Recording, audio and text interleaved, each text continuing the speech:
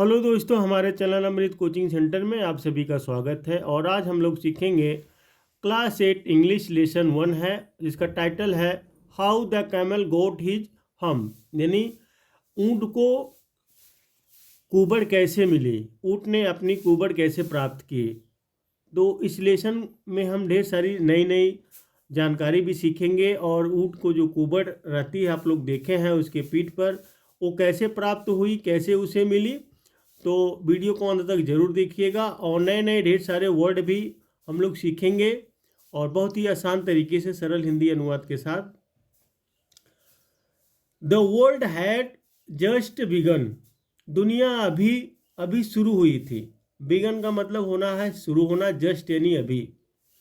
And the animals were working for humans, और जानवर इंसानों के लिए काम कर रहे थे। ह्यूमंस का मतलब होता है मानव जाति, और वर्किंग का होता है मतलब काम करना, एनिमल्स यानी जानवर। तो अभी अभी दुनिया शुरुआत हुई थी और जानवर इंसानों के लिए काम कर रहे थे। There was one lazy animal, एक आलसी जानवर था।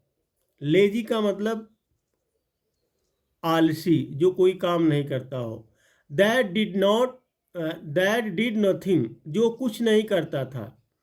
And said nothing but hump, और सिर्फ हम्प ही कहता था, कुछ नहीं कहता था, केवल हम्प कहता था।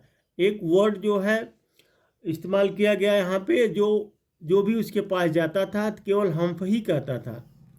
Even the clever djinn was at his wits end, चतुर जिन्न भी अपनी बुद्धि के अंत पर था। यानी जो जिन्न भी परेशान था, विट्स का मतलब होता है जैसे कोई कुछ नहीं करता है, तो यहाँ पे क्लेवर जिन्न भी इसमें है, लेकिन वो भी परेशान था कि क्या करे। इन द बिगनिंग, शुरुआत में। When the world was new, जब दुनिया नई थी, शुरुआत में जब दुनिया नई थी। And the animal were just beginning to work for man, और जानवर इंसानों के लिए काम करना शुरू ही कर रहे थे। जब दुनिया नई थी तब जो जानवर थे वह इंसानों के लिए काम करना शुरू ही कर रहे थे। देयर वाज अ कैमल, तब एक ऊँट था।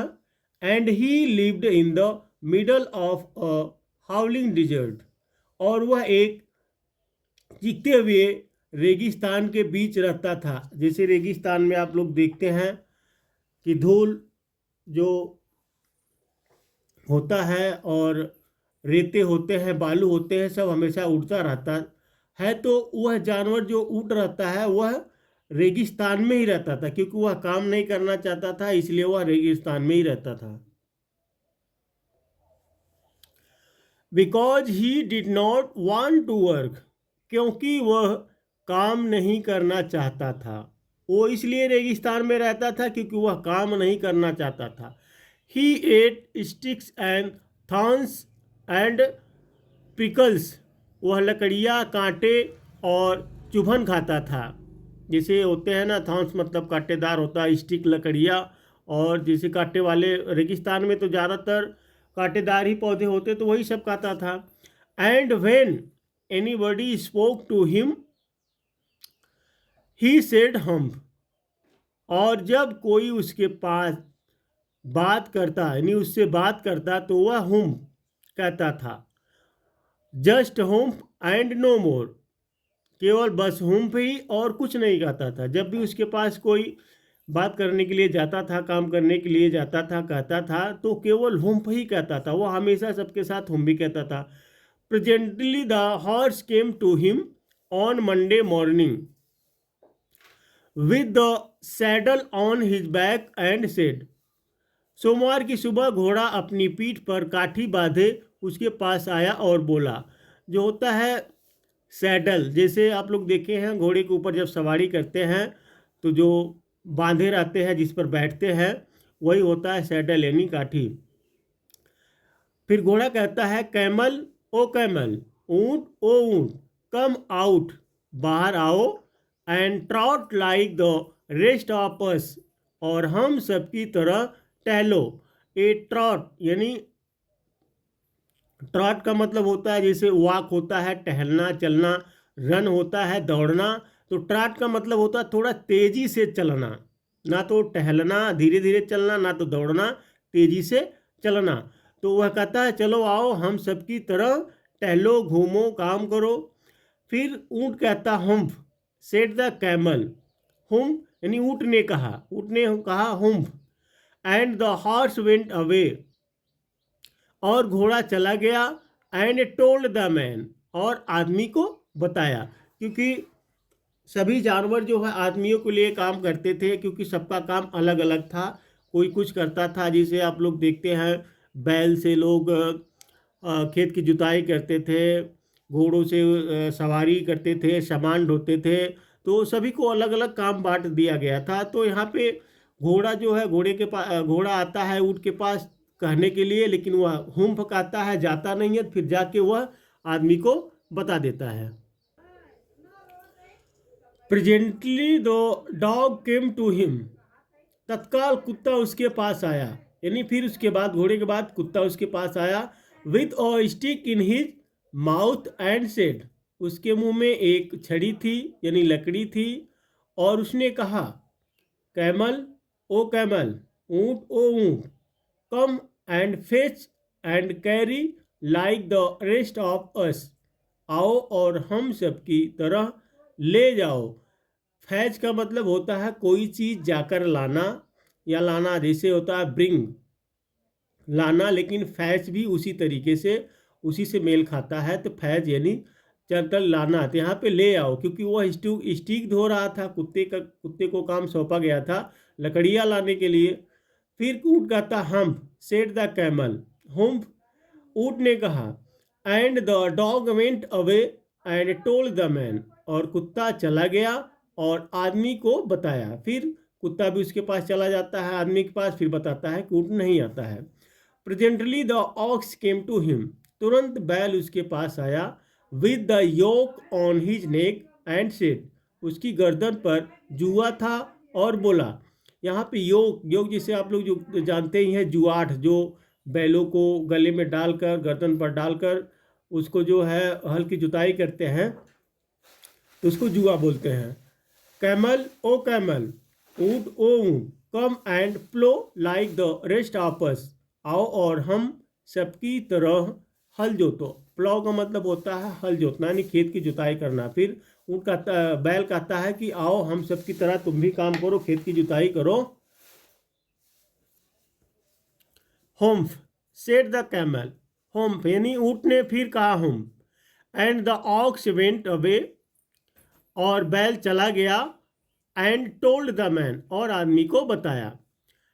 At the end of the day, दिन के अंत में, the man called the horse and the dog and the aux together and said, आदमी ने घोड़े कुत्ते और बैल को एक साथ बुलाया और कहा, यानी जब दिन समाप्त हो गया, खत्म हो गया, सभी लोग हार मान गए, ऊँट नहीं आया, तो ऊँट ने तीनों को बुलाया और कहा, three O three, I am very sorry for you, तीनों ओ तीनों, यानी मुझे तुम पर बहुत दुख है। But that humph thing in the dessert can't work, लेकिन रेगिस्तान में वह हुम्फ चीज काम नहीं कर सकती। और he would have been here by now, अन्यथा वह अब तक यहाँ पहुँच गया होता। तीनों को बुलाकर, कुत्ते घोड़ा और बैल को बुलाकर वह आदमी कहता है कि मुझे तुम पर बहुत दुख है, लेकिन वह हुम्फ नाम की जो चीज़ है वह काम नहीं करेगा, अन्यथा वह यहाँ तक आ गया होता। So I am going to leave him alone, इसलिए मैं उसे अकेला छोड़ने जा रहा हूँ, मैं उसे अकेला छोड़ देता हूँ। And you must work double time to make up for it, और तुम्हें इसकी भरपाई के लिए दोगुना काम करना होगा। अब देखिए सभी जानवर उसके पास शिकायत करने के लिए जाते हैं, ले जाते हैं, लेकिन अब ये आदमी तीनों को बुलाकर कहता भाई मुझे तुम पर बहुत दुख है, लेकिन तुम लोगों को दुगना मेहनत करनी पड़ेगी, क्योंकि वो काम नहीं करता है, उसके मतलब उसके लिए भी तुम लोग को काम करना पड़ेगा। जो काम नहीं करता उसका भी काम तुम ही लोग को करना पड़ेगा। That made the three very angry, इससे तीनों बहुत क्रोधित हुए। अब सभी लोग जो काम कर रहे थे, लेकिन उनको दुगना काम करना पड़ेगा, क्योंकि जो है उसको पनिशमेंट तो उसको मिलनी थी ऊँट को, क्योंकि वह ऊँट नहीं काम कर रहा था। दंड तो उसको मिलना चाहिए, लेकिन बेचारे तीनों को दंड मिल गया। And they held a panchayat, और उन्होंने यानी on the edge of the desert, and they held a panchayat on the edge of the desert, और उन्होंने रेगिस्तान के किनारे एक पंचायत की। यहाँ पे एज है, एज का मतलब होता है किनारा। डिजर्ट जो डिजर्ट है, रेगिस्तान है, तो उन्होंने एक पंचायत रखी। And the camel came chewing कड एंड लाफ्ड एट देम, और ऊँट जुगाली करते हुए आया और उन पर हंसा। कड का मतलब होता है, जैसे जानवर आप लोग देखे हैं, गाय भैंस, ये सब पहले चारा खाते जाते हैं, लेकिन फिर अपने अंदर रख लेते हैं, उसको निकाल कर उसको जुगाली करते हैं, बैठकर आराम से खाते रहते हैं। तो यही जुगाली करते हुए आता है ऊँट, उन पर हंसता है। देन ही सेड हम एंड वेंट अवे अगेन, फिर उसने कहा हुम्फ, और फिर से चला गया। फिर आता है उनके सामने, हुम्फ कहता और दूर चला जाता है। Presently there came along the djinn who was in the charge of all deserts, rolling in a cloud of dust. कुछ ही देर में जिन जो समस्त रेगिस्तानों का स्वामी था, धूल के बादल में लौटता हुआ वहां पहुंचा। जैसे भाउंडर टाइप होता है ना, वो जिन आता है तो पूरे भाउंडर की तरह वहां पर आता है। जिन ऑफ ऑल डिजर्ट, हे सभी रेगिस्तानों के जिन। सेड द हॉर्स, घोड़े ने कहा। Is it right for anyone to be idle, क्या किसी के लिए निष्क्रिय रहना उचित है? आइडल का मतलब होता है निष्क्रिय, जो कोई काम नहीं करता हो, केवल घूमता फिरता हो। तो घोड़ा रेगी जो जिन से कहता है कि क्या किसी के लिए निष्कर्ष यानी कोई काम नहीं करे उसके लिए उचित है? Certainly not, said the djinn. Well, said the horse, बिल्कुल नहीं, यानी जिन कहता है बिल्कुल नहीं, जिन ने कहा। फिर घोड़ा कहता है वेल, सेड द हॉर्स, ठीक है, घोड़े ने कहा। अब घोड़ा जिन से कहता है कि कोई अगर काम नहीं करता है, खाली घूम कर खाता है, तो उसके लिए उचित है? तो जिन कहता है बिल्कुल नहीं। फिर घोड़ा कहता है अच्छा ठीक है। फिर घोड़ा जो है जिनसे शिकायत करता है, there are thing in the middle of your desert, आपके रेगिस्तान के बीच में एक चीज है। With a long neck and long legs, जिसकी गर्दन और पैर लंबे, यानी जिसकी गर्दन है और लंबे पैर हैं। And he hasn't done a stroke of work since Monday morning, और उसने सोमवार की सुबह से एक भी काम नहीं किया है। ही ओन्ड ट्रॉट, वह चलेगा नहीं, क्योंकि वह आता भी नहीं है। फिर यहाँ पे कहता है वाह, यो वाह। सेड द जिन विस्लिंग, जिन ने सीटी बजाते हुए कहा। दैट्स माई कैमल, यह मेरा ऊँट है। फिर जिन को समझ में आ जाता है कि यह तो मेरा है, मतलब क्योंकि वह पूरे डिजर्ट का जो है स्वामी रहता है, तो सभी के बारे में जानता है। जब वह बताते हैं कि उसकी गर्दन है और लंबी टांग है, कुछ नहीं करता, जिन बताता है कि वह तो मेरा ऊँट है। What does he say about it, इसके बारे में क्या कहता है? ही सेज हम, वह हुम्ब कहता है। And he won't plough, said the ox, और वह हल नहीं चलाता, बैल ने कहा। अब जो है काम करने के लिए जब जानवर उसके पास जाते हैं तो हुम्फ कहता है, सभी जानवर उससे शिकायत कर रहे हैं। तो फिर बैल कहता है कि वह काम नहीं करता और केवल हुम कहता है। वेरी गुड, बहुत बढ़िया। सेड द जिन, जिन ने कहा।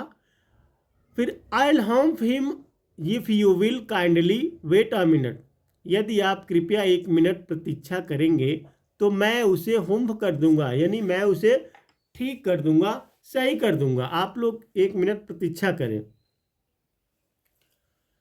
I'll hump him, मैं उसे हम्फ करूंगा, यानी सही करूंगा, ठीक करूंगा। I'll deal with him appropriately, I'll set him right, मैं उसके साथ उचित तरीके से पेश आऊँगा, मैं उसे सही करूँगा। तो ये सब बातें जो है जिन उन सभी पंचायत ने जो पंचायत हुई थी, रखी गई थी, वहाँ पर कहता है।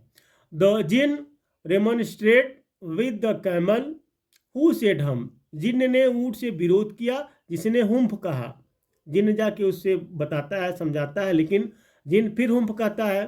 The camel beautiful back suddenly grow a lump, ऊँट की सुंदर पीठ पर अचानक एक गांठ बन गई।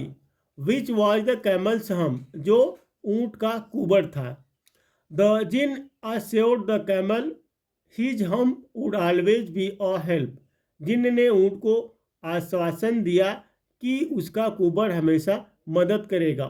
नॉट अ हिंड्रेंस, बाधा नहीं। The djinn rolled himself up in his dust cloak, जिन ने खुद को लपेट लिया अपनी धूल की चादर ओढ़कर। And took a walk across the desert, और रेगिस्तान में टहलते हुए। अब देखिए क्या हुआ, जैसे आप लोग देखे हैं, कई सीरियल देखते हैं नाचते हुए, शक्तिमान में देखते हैं शक्तिमान कैसे नाचते हुए जाता है, उसी तरीके से जिन भी जो है अपने आप को घुमाकर जो है धूल मिट्टी के साथ जो है गायब हो जाता है वहां पे।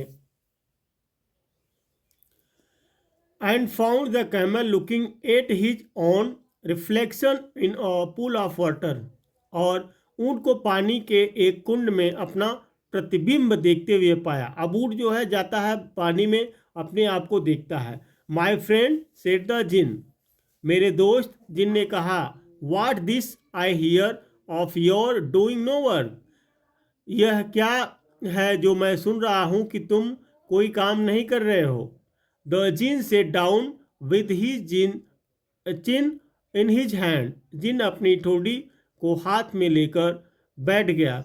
While the camel looked at his own reflection in the pool of water, जबकि ऊँट पानी के कुंड में अपना प्रतिबिंब देख रहा था। You given the 3 extra work ever since Monday morning, तुमने सोमवार की सुबह से ही तीनों को अतिरिक्त काम दे रखा है।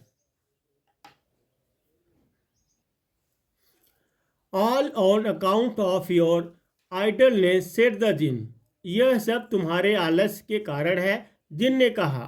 And he went on thinking with his chin in his hand, और वह अपनी टोड़ी को हाथ में लेकर सोचता रहा। हम सेड द कैमल, हम ऊँट ने कहा।